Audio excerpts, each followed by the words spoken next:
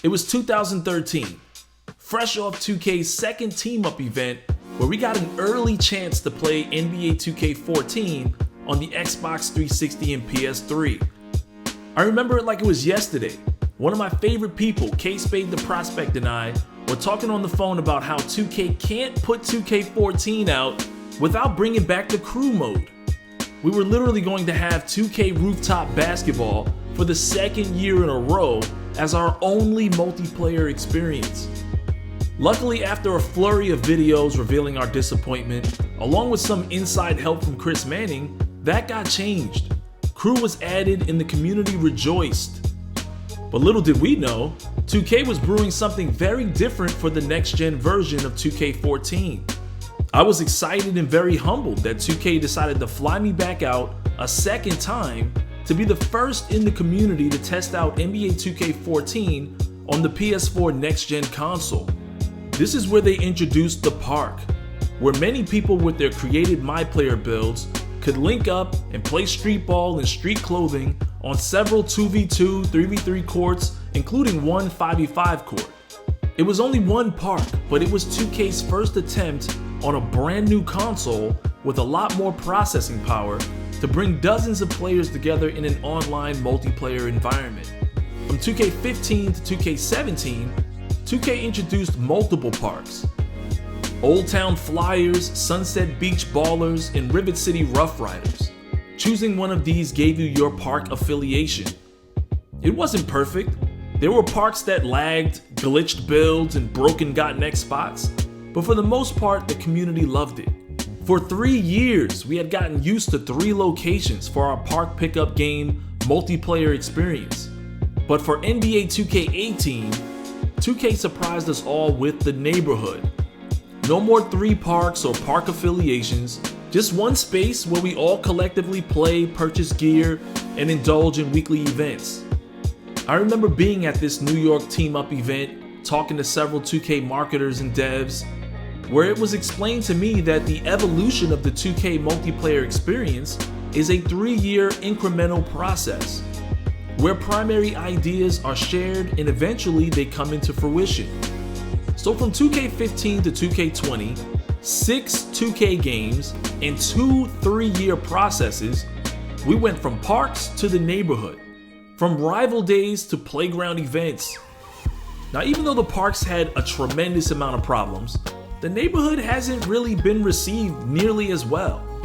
See, men are territorial, tribal Neanderthals with an innate need to be part of a gang, clan, or some sort of an organized group. I'm left wing, you're right wing. You're Team LeBron, I'm Team Jordan. You're a Live fan, and I rep 2K. Park affiliations sort of fulfilled that desire, especially to an urban community that thrives on that separatist frame of thinking.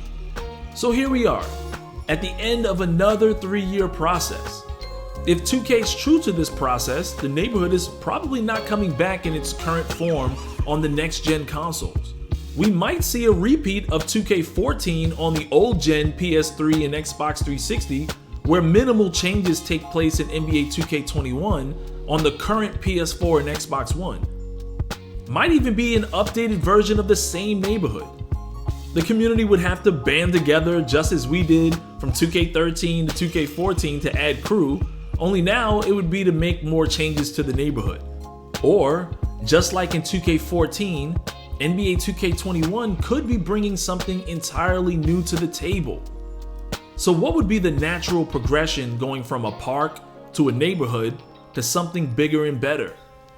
In my opinion, you go from a park to a neighborhood to a city.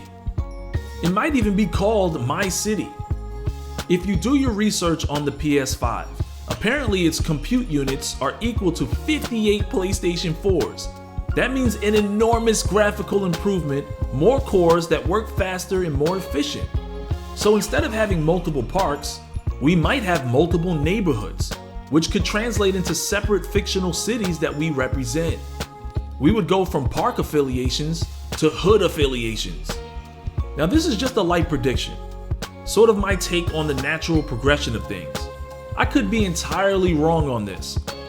2K could go 100% matchmaking with dozens of unique locations to play at and I'll still be down to play it. But what's your prediction for 2K21 Parks? Are we going to see a return of the playground in the neighborhood? Or do you think 2K's been putting something together that takes full advantage of the next generation console's power?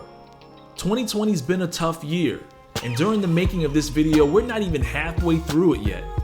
So I choose to be optimistic.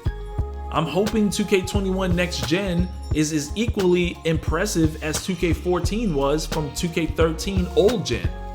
Now, most of us don't have high expectations because we don't like being heavily disappointed.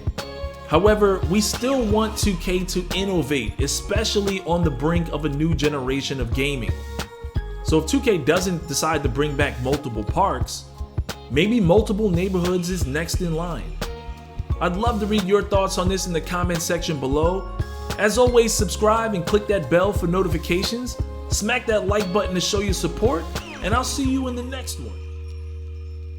Believe it or not, last month we saw some incredible comebacks, embarrassing moments, amazing ISO plays, lucky trick shots, game winners, and plays that will make you throw your controller away.